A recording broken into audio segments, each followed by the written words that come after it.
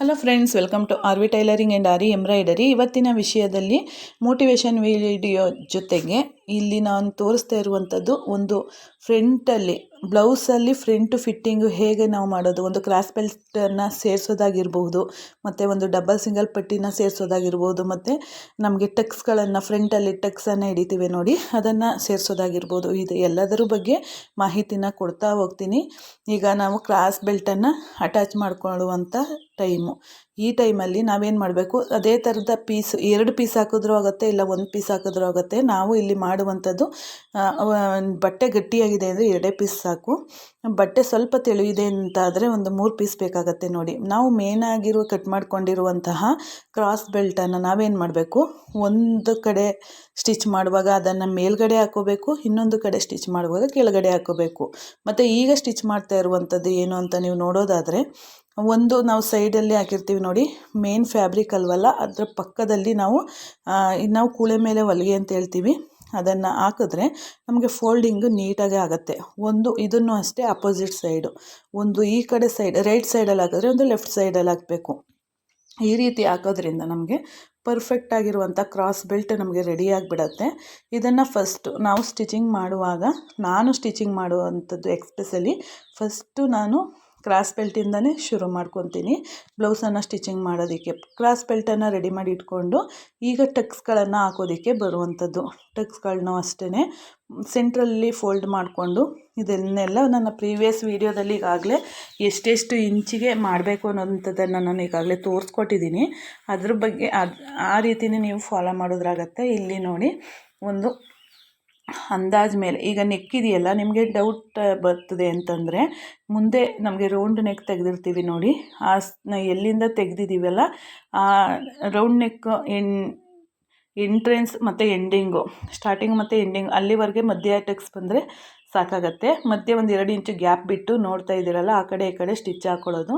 ಮತ್ತು ಶೋಲ್ಡರು ಹತ್ರ ಹಾರ್ಮೋಲ್ ಬರುತ್ತಲ್ಲ, ಅಲ್ಲೂ ಅಷ್ಟೇ ಒಂದು 3 ಇಂಚಿಗೆ ನಾವು ಟಕ್ಸನ್ನು ಹಾಕ್ಕೊಳ್ಳುವಂಥದ್ದು. ಪುನಃ ನಾವು ಕೆಳಗಡೆ ಹಿಡಿಯುವಂಥ ಟಕ್ಸ್ ಇವೆಲ್ಲ ನನ್ನ ಪ್ರೀವಿಯಸ್ ವೀಡಿಯೋದಲ್ಲಿ ನಾನು ಮೆನ್ಷನ್ ಮಾಡಿ ಇಷ್ಟಿಷ್ಟು ಇಂಚು ಅಂತಲೇ ತೋರಿಸ್ಕೊಟ್ಟಿದ್ದೀನಿ. ಈ ವಿಡಿಯೋದಲ್ಲಿ ನಾನು ಸ್ಟಿಚಿಂಗ್ ಮಾಡೋದನ್ನು ಹೇಳ್ಕೊಡ್ತಿದ್ದೀನಿ. ನಿಮ್ಗೇನಾರು ಡೌಟ್ಸ್ ಇತ್ತು ಅಂದರೆ ಖಂಡಿತ ಕಮೆಂಟ್ ಬಾಕ್ಸಲ್ಲಿ ಕೇಳಬಹುದು.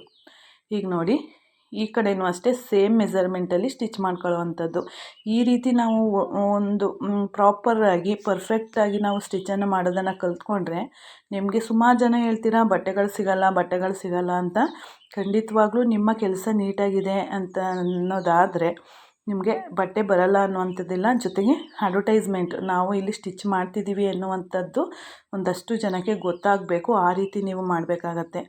ನಾವು ಸ್ಟಾರ್ಟಿಂಗ್ ಸ್ಟಿಚ್ ಮಾಡ್ತಿದ್ದೀವಿ ಅಂತಂದಾಗ ನೋಡಿ, ಇದಿಷ್ಟು ಆದಮೇಲೆ 2 ಸೈಡನ್ನು ಒಂದೇ ಸಮಕ್ಕೆ ಇಟ್ಕೊಂಡು, ಇದು ಎಕ್ಸ್ಪೆಷಲಿ ಯಾವ ಬ್ಲೌಸ್ ಅಂದರೆ ಪ್ಲೈನಾಗಿ ನಾನು ಬೋಟ್ ನೆಕ್ ಹಿಂದೆ ಕ್ಲೋಸ್ ನೆಕ್ ಬರುತ್ತಲ್ಲ, ಆ ಬ್ಲೌಸನ್ನು ಸ್ಟಿಚಿಂಗ್ ಮಾಡ್ತಾ ಇರುವಂಥದ್ದು. ಅದಕ್ಕೋಸ್ಕರ ಶೋಲ್ಡರ್ ಮೇಲೆ ಪಟ್ಟಿ ಅಗಲಕ್ಕೆ ಬಂದಿರುವಂಥದ್ದು ನೋಡಿ. ಇದೊಂದು ಟಿಪ್ ಅಂತ ಹೇಳ್ಬೋದು. ನಾವು ಈ ರೀತಿ ಇಟ್ಕೊಂಡಾಗ ಇದು ಯಾವ ಸೈಡ್ಗೆ ಬರುತ್ತೆ ಅನ್ನುವಂಥದ್ದು ಕನ್ಫ್ಯೂಷನ್ಸ್ ನಿಮಗೆ ಇರಲ್ಲ. ಇದೊಂದು ಟಿಪ್ಸ್ಗಳನ್ನು ನೀವು ನೆನಪಲ್ಲಿ ಇಟ್ಕೋಬೇಕು ನೋಡಿ. ಈಗ ಯಾವ್ಯಾವ ಸೈಡಲ್ಲಿದೆ ಆ ಸೈಡಿಗೆ ನಾವು ಈ ರೀತಿ ಸ್ಟಿಚ್ಚನ್ನು ಮಾಡ್ಕೊಳ್ಳುವಂಥದ್ದು ನೋಡಿ. ಈ ರೀತಿ ಇದು ಬೊಟಿಕ್ ಸ್ಟೈಲಲ್ಲಿ ಬರುವಂಥ ಸ್ಟಿಚ್ ಅಂತಲೇ ಹೇಳ್ಬೋದು. ಇದರಲ್ಲಿ ಯಾವುದೇ ಕೂಳೆ ಕಾಣಿಸೋದಿಲ್ಲ.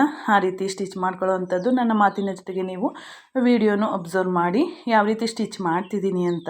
ಈ ರೀತಿ ನಾವು ಪ್ರಾಪರಾಗಿ ಸ್ಟಿಚ್ ಮಾಡ್ಕೊಳ್ಳೋದ್ರಿಂದ, ಜೊತೆಗೆ ಒಂದು ಅಡ್ವರ್ಟೈಸ್ಮೆಂಟ್ ಅಂತ ಈಗಾಗಲೇ ಹೇಳಿದೆ, ಅದನ್ನು ಒಂದಷ್ಟು ಜನ ನಮಗೀಗ ಸ್ಟಿಚಿಂಗ್ ಮಾಡಿಸ್ಕೊಳ್ಳೋಕೆ ಬರ್ತಾರೆ ನೋಡಿ, ಅವ್ರ ಹತ್ರ ಹೇಳ್ಬೇಕು, ನಾವು ಈ ರೀತಿ ಸ್ಟಿಚಿಂಗನ್ನು ಮಾಡ್ತಿದ್ದೀವಿ, ನಿಮ್ಗೆ ಇಷ್ಟ ಆಯಿತು, ನಮ್ಮ ಸ್ಟಿಚಿಂಗ್ ನಿಮಗೆ ಇಷ್ಟ ಆಯಿತು ಅಂತಂದರೆ ಒಂದಷ್ಟು ಜನಕ್ಕೆ, ನಿಮಗೆ ಕ್ಲೋಸ್ ಇರುವಂಥ ಗ್ರೂಪ್ಗಳಿಗೆ ಮತ್ತು ವಾಟ್ಸಪ್ಪಲ್ಲಿ ನಾವು ಮಾಡಿರುವಂಥ ಸ್ಟಿಚಿಂಗನ್ನು ವಾಟ್ಸಪ್ಪಲ್ಲಿ ಹಾಕುವಂಥದ್ದಾಗಬಹುದು, ಮತ್ತು ಗ್ರೂಪ್ಗಳಲ್ಲಿ ಇರ್ತವೆ ನೋಡಿ, ಅಲ್ಲಿಗೆ ಹಾಕುವಂಥದ್ದು ಇರ್ಬೋದು. ಅದಕ್ಕಿಂತ ಹೆಚ್ಚಾಗಿ ಏನಾಗುತ್ತೆ, ಈಗ ಸ್ಟಿಚಿಂಗ್ ಮಾಡ್ಸೋದಕ್ಕೆ ಬರ್ತಾರೆ ನೋಡಿ, ಅವ್ರ ಹತ್ರನೇ ನೀವು ಇದ್ರ ಬಗ್ಗೆ ಚರ್ಚೆ ಮಾಡಿ ಅದೊಂದು ಆಫರ್ ರೀತಿಯಲ್ಲಿ ನಿಮಗೀಗ ಅವ್ರಿಗೂ ಇಷ್ಟ ಆಗೋ ರೀತಿಯಲ್ಲಿ ಒಂದು ಅಂಚಿಗೆ ಒಂದು ಸೀರೆ ಅಂಚು ಫಾಲ್ಗೆ ದುಡ್ಡನ್ನು ತಗೊಳ್ಳದೇ ಇರುವಂಥದ್ದು, ಇದನ್ನೆಲ್ಲ ನೀವು ಒಂದು ಟಿಪ್ಸಾಗಿ ಯೂಸ್ ಮಾಡ್ಕೊಳ್ಬೇಕಾಗತ್ತೆ.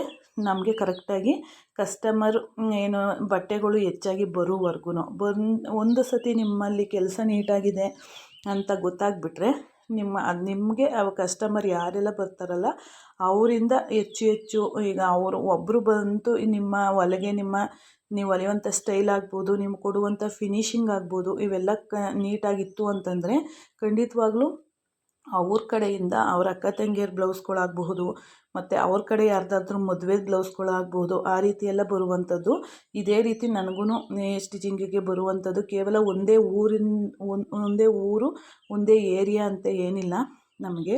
ಈಗ ಒಬ್ಬರು ನಮ್ಮನೆ ಪಕ್ಕದಲ್ಲಿರ್ತಾರೆ ಅಂದ್ಕೊಳ್ಳಿ, ಅವ್ರಿಗೆ ಇಷ್ಟ ಆಯಿತು, ಅವ್ರ ಕಡೆಯಿಂದ ಎಷ್ಟೆಲ್ಲ ಕೊಡಿಸ್ಬೋದೋ ಅಷ್ಟೆಲ್ಲ ಬ್ಲೌಸ್ಗಳು ಬರುತ್ತೆ. ನನಗೆ ವರ್ಕ್ ಮಾಡೋದಕ್ಕಾಗಬಹುದು, ಒಂದು ಕ್ರೋಸ ಕುಚ್ಚಕ್ಕಾಗಬಹುದು, ಈ ರೀತಿ ಎಲ್ಲ ಬರೋದ್ರಿಂದ ಏನಾಗುತ್ತೆ, ನಮ್ಮ ಬಿಸ್ನೆಸ್ ನಾವು ಮನೆಯಲ್ಲೇ ಕೂತ್ಕೊಂಡು ಹೊರ್ಗಡೆ ಹೋಗಿ ದುಡಿಯುತ್ತಾರೆ ನೋಡಿ, ಅದಕ್ಕಿಂತ ಹೆಚ್ಚಿನ ಸಂಪಾದನೆಯನ್ನು ನಾವು ಮಾಡಬಹುದು. ಮತ್ತು ಅದರಲ್ಲಿ ಏನು ನಮ್ಗೆ ಅಡ್ವಾಂಟೇಜ್ ಅಂತಂದರೆ, ನಾವು ಮನೆಯಲ್ಲೇ ನಾವು ದುಡಿಯೋದ್ರಿಂದ ಮನೆಯನ್ನು ನೋಡ್ಕೋಬೋದು, ಮತ್ತು ಮಕ್ಕಳನ್ನು ನೋಡ್ಕೋಬೋದು. ಅವರು ಹೋಗೋ ಟೈಮ್ಗೆ ಬರೋ ಟೈಮ್ಗೆಲ್ಲ ನಮಗೆ ಅವ್ರಿಗೆ ಏನೆಲ್ಲ ಸೌಕರ್ಯ ಬೇಕು ಮಾಡಿಕೊಟ್ಟು, ನಂತರ ನಮ್ಮ ಸಂಪಾದನೆ ಏನಿದೆ, ನಮ್ಮ ಕೆಲಸ ಏನಿದೆ ಅದನ್ನು ಮಾಡ್ಬೋದು. ನಮ್ಮ ಕೆಲಸ ಮಾಡ್ಬೋದು, ಜೊತೆಗೆ ಸ್ವಲ್ಪ ರೆಸ್ಟ್ ಮಾಡ್ಬೋದು. ಯಾಕೆಂದರೆ ನಮಗೆ ಟೈಮಿಂಗ್ಸ್ ಇರಲ್ಲ, ಯಾವ ಟೈಮ್ ನಮಗೆ ಫ್ರೀ ಆಗುತ್ತೆ ಆ ಟೈಮಲ್ಲಿ ನಾವು ಇದನ್ನು ಮಾಡ್ಬೋದು. ಈಗ ನಾವು ಸ್ಟಿಚ್ ಮಾಡ್ತಾ ಇರುವಂಥದ್ದು ಡಬ್ಬಲ್ ಸಿಂಗಲ್ ಪಟ್ಟಿನ ಹೇಗೆ ಕಟ್ಟೋದು ಅನ್ನುವಂಥ ಡೌಟ್ಸ್ ಇರುವಂಥವ್ರಿಗೆ ನೋಡ್ಬೋದು.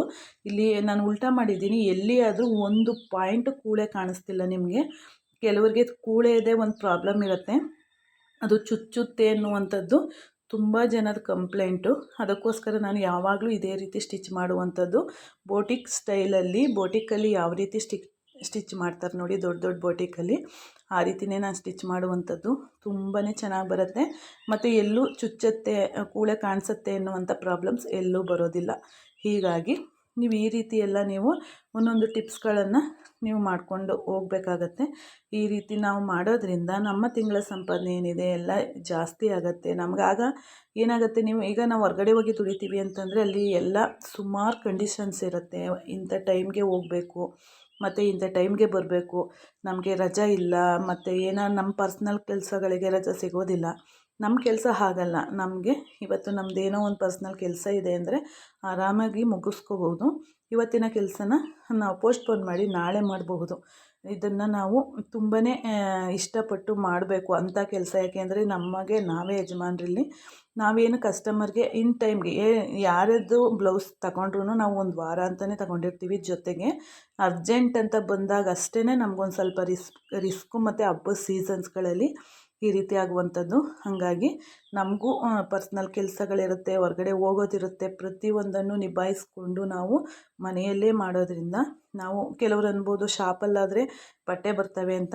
ಖಂಡಿತ ಇಲ್ಲ, ಅಲ್ಲೂ ಸಿಗುತ್ತೆ, ಇಲ್ಲೂ ಸಿಗುತ್ತೆ. ನಮ್ಮ ಕೆಲಸ ಏನಿದೆ ಅಲ್ಲ, ಸುಮಾರು ಒಬ್ಬರು ಉದಾಹರಣೆಗೆ ನಮ್ಮೂರಲ್ಲಿ ಒಂದು ಶಾಪನ್ನು ಇಟ್ಟು, ಈಗ ನಾವು ಮನೆಯಲ್ಲೇ ಸ್ಟಿಚ್ ಮಾಡಿದ್ರು ನಾವು ಇವತ್ತಿಗೂ ಕೆಲಸ ಇಲ್ಲ ಅಂದಂಗೆ ಸ್ಟಿಚ್ ಮಾಡ್ತಿದ್ದೀವಿ. ಒಬ್ರು ಏನು ಮಾಡಿದ್ರು, ಅಲ್ಲಿ ಮೆಡಿಕಲ್ ಸ್ಟೋರ್ ಇತ್ತು, ಅದನ್ನು ತೆಗೆದಾಕ್ಬಿಟ್ಟಿದ್ರು. ಅಲ್ಲಿ ಖಾಲಿ ಇದೆ ಅಂದ್ಬಿಟ್ಟು ಒಳ್ಳೆ ಸೆಂಟರ್ ಅಂತಲೇ ಬಂದು ಬಟ್ಟೆ ಸ್ಟಿಚಿಂಗಿಗೆ ಇಟ್ಟರು. ಆದರೆ ಮತ್ತು ಅವರು ರೇಟನ್ನು ಜಾಸ್ತಿನೇ ಮಾಡಬೇಕಾಗತ್ತೆ. ಜೊತೆಗೆ ಅವ್ರಿಗೆಲ್ಲ ಎಷ್ಟೋ ಬಾಡಿಗೆ ಕೊಡಬೇಕಾಗಿರುತ್ತೆ, ಕರೆಂಟ್ ಬಿಲ್, ಏನೇನೋ ಖರ್ಚುಗಳು ಇರುತ್ತೆ. ಜೊತೆಗೆ ಅವ್ರು ಮಾಡುವಂಥ ಸ್ಟಿಚಿಂಗ್ ಕಸ್ಟಮರ್ಸ್ಗೆ ಇಷ್ಟ ಆಗಬೇಕು. ಹಾಗಾಗಿ ಅವರು 2 ತಿಂಗಳು ಮೇಂಟೈನ್ ಮಾಡೋಕ್ಕಾಗದಂತೆ ಅಂಗಡಿನ ಮುಚ್ಚಿದ್ದುಂಟು. ನೀವು ತಪ್ಪು ತಿಳುವಳಿಕೆ ಅದು. ಅಂಗಡಿ ಇಟ್ಟರೆ ಜಾಸ್ತಿ ಬಟ್ಟೆ ಬರುತ್ತೆ, ಮನೆಯಲ್ಲಿದ್ದರೆ ಕಡಿಮೆ ಬಟ್ಟೆ ಬರುತ್ತೆ ಅನ್ನೋವಂಥದ್ದು.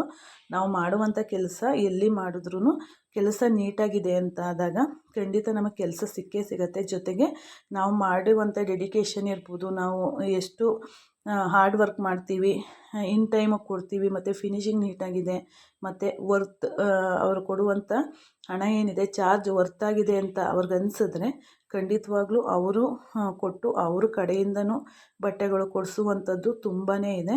ಈಗ ನನಗೆ ಅದೇ ರೀತಿ ನನ್ನ ಅನುಭವನ ನಾನು ಹೇಳ್ತಾ ಇರುವಂಥದ್ದು. ಅದಕ್ಕೋಸ್ಕರ ನೀವು ಇದೇ ರೀತಿ ಟ್ರೈ ಮಾಡಿ, ಆದಷ್ಟು ಕೆಲಸನ ನೀಟಾಗಿ ಮಾಡಿ ಅಂತ ಹೇಳ್ತಾ, ನೋಡಿ ಇದು ಸಿಂಗಲ್ ಪಟ್ಟಿಯನ್ನು ಸ್ಟಿಚ್ ಮಾಡ್ತಾ ಇರುವಂಥದ್ದು. ಫ್ರಂಟಲ್ಲಿ ಈ ವಿಡಿಯೋ ನೋಡಿದ್ರಲ್ಲ, ಫ್ರಂಟಲ್ಲಿ ಇದನ್ನು ನೋಡೂ ನಿಮ್ಗೇನಾದರೂ ಡೌಟ್ಸ್ ಇತ್ತು ಅಂದರೆ ಖಂಡಿತ ಕಮೆಂಟ್ ಬಾಕ್ಸಲ್ಲಿ ತಿಳಿಸಿ. ನಾವು ಇದರಿಂದ ತಿಂಗಳಿಗೆ ಇಲ್ಲ ಅಂತಂದ್ರೂ ಈಗ ನಾವು ಹೊರಗಡೆ ಹೋಗ್ತೀವಿ ಅಂದರೆ ಒಂದು 10,000 ನಿಮಗೆ ಸಿಗಬಹುದು. ಹಾಗಾಗಿ 10,000ಕ್ಕಿಂತ ಹೆಚ್ಚಾಗಿ ನಾವು ಒಂದು ಫಾಲು ಮತ್ತು ಆಲ್ಟ್ರೇಷನ್ ಕೆಲಸದಿಂದನೇ ಸಂಪಾದನೆ ಮಾಡಬಹುದು. ಹಾಗಾದರೆ ಸ್ಟಿಚಿಂಗ್ ಎಲ್ಲ ಮಾಡಿದಾಗ ನೀವೇ ಅಂದಾಜು ಮಾಡಿ ಅಂತ ಹೇಳ್ತಾ ಧನ್ಯವಾದಗಳು. Thank you for watching friends. Thank you.